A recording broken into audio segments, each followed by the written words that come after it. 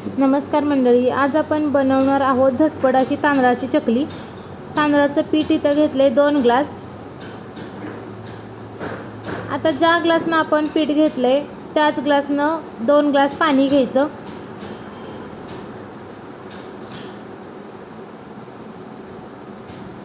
पाणी चांगलं गरम झालं की अर्धी वाटी पाणी काढून घेऊया। जर आपण लागलं तर एक्स्ट्रा हेच पाणी वापरायचं। 1 चमचा पांढरं तीळ, 1 चमचा जिरे, 1 चमचा मीठ। आपण मीठ चवीनुसार कमी जास्त करू शकता।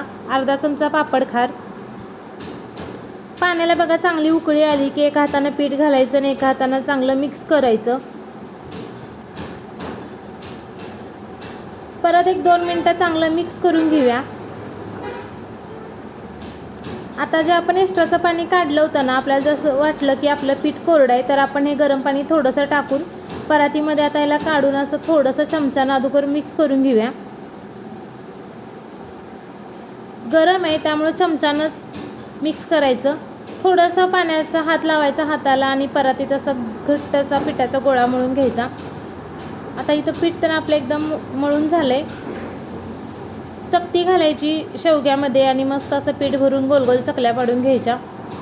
2-3 दिवस चांगल्या कडक उन्हात वाळवायच्या आणि नंतर तळून घ्यायच्या। एकदम पांढऱ्या शुभ्र एकदम चवीला भारी होतात, झटपट होतात। आणि व्हिडिओ कसा वाटला नक्की सांगा। चॅनलला सबस्क्राईब करा मंडळी।